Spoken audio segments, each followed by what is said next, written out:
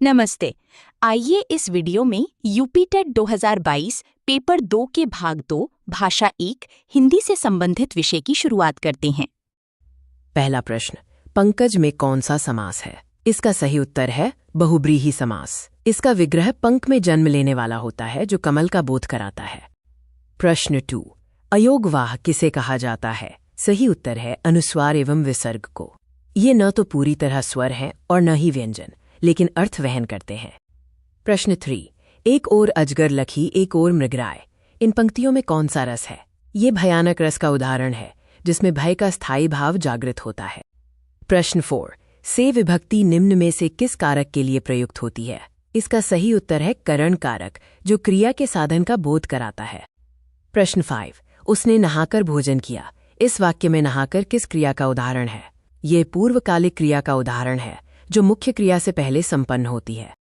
प्रश्न 6, सूफी संतों की शैली कौन सी है? सही उत्तर मसनवी है। ये फारसी काव्य की विधा है जिसका उपयोग सूफी संतों ने अपने प्रेम आख्यानों के लिए किया। प्रश्न 7, गुड़िया भीतर गुड़िया के रचनाकार कौन हैं? सही उत्तर मैत्रेयी पुष्पा हैं। ये उनकी आत्मकथा का दूसरा भाग है जिसमें उन्होंने स्त्री संघर्षों का सजीव चित्रण किया है। प्रश्न 8, 100 अजान एक सुजान के रचनाकार का नाम क्या है? सही उत्तर बालकृष्ण भट्ट है। ये उनका एक महत्वपूर्ण उपदेशात्मक उपन्यास है। प्रश्न 9, गोस्वामी तुलसीदास का निधन वाराणसी के किस घाट पर हुआ? उनका निधन प्रसिद्ध 80 घाट पर संवत 1680 में हुआ था। प्रश्न 10, भक्तमाल के रचनाकार कौन है? सही उत्तर नाभादास हैं। ये ब्रजभाषा में रचित एक महत्वपूर्ण ऐतिहासिक और धार्मिक ग्रंथ है।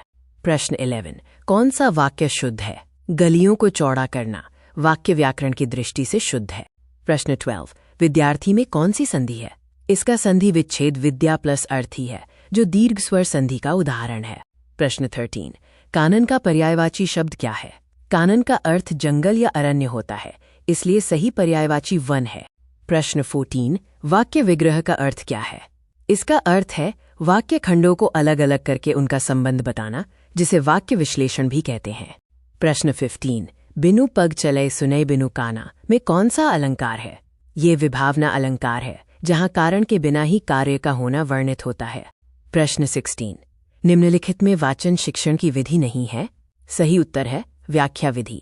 इसका उपयोग विचारों को समझाने के लिए होता है, न कि पढ़ने के कौशल के विकास के लिए। प्रश्न 17, निम्नलिखित में अभिवृत्त्यात्मक उद्देश्य क्या है? यह है भाषा और साहित्य में रुचि विकसित करना। यह छात्र की मानसिक प्रवृत्ति और सकारात्मक दृष्टिकोण को दर्शाता है। प्रश्न 18, हिंदी साहित्य इतिहास के संबंध में the modern literature of Hindustan किसने लिखी है? ये जॉर्ज अब्राहम ग्रियर्सन द्वारा 1888 में लिखी गई थी। प्रश्न 19, विरहनी बावरी सी भई किसकी पंक्तियां हैं? ये कृष्ण भक्ति शाखा की महान कवयित्री मीराबाई की पंक्तियां हैं। प्रश्न 20, हिंदी का पहला पत्र कौन सा है? इसका सही उत्तर है उदंत मार्तंड, जिसका प्रकाशन 30 मई 1826 को हुआ था। प्रश्न 21, सुई का तत्समरूप क्या है? सही तत्समरूप है सूची, जिसका अर्थ है वो उपकरण जो सिलाई के लिए इस्तेमाल होता है। प्रश्न 22, परिसीमन का विलोम क्या है? इसका सही विलोम निर्सीमन है, जिसका अर्थ है सीमा रहित करना। प्रश्न 23, धूसर शब्द का पर्याय क्या है? धूसर का अर्थ गधा होता है, जिसका पर्यायवाची शब्द गर्दभ है। प्रश्न 24, भूतों जीवों द्वारा होने वाला दुख के लिए एक शब्द क्या है? इसे आधिभौतिक दुख कहते हैं। प्रश्न 25, ऊंट की चोरी निहुरे निहुरे का अर्थ है बड़े काम छुपाकर नहीं किए जा सकते। ये लोकोक्ति दर्शाती है कि बड़ी बातें गुप्त नहीं रह सकती। प्रश्न 26, धर्म पालन में बाधा डालने वाली प्रवृत्तियां कौन सी हैं? ये हैं कमजोर मन, उद्देश्य का निश्चित न होना और चंचल मनोवृत्ति का होना। प्रश्न 27, संसार के बड़े बड़े लोगों ने सबसे श्रेष्ठ किसे माना है? उन्होंने अपने कर्तव्य को श्रेष्ठ माना है, क्योंकि कर्तव्यनिष्ठा ही वास्तविक धर्म है। प्रश्न 28, निर्बलता शब्द में उपसर्ग और प्रत्यय का सही विकल्प है? ये निर उपसर्ग, बल, मूल शब्द और ता प्रत्यय से मिलकर बना है। प्रश्न 29, कायर की भाववाचक संज्ञा क्या है? सही उत्तर है कायरता। यह शब्द किसी व्यक्ति के डरपोक होने के भाव को व्यक्त करता है। प्रश्न 30, अपना मतलब निकालने वाला के लिए उचित शब्द है? ये है स्वार्थी।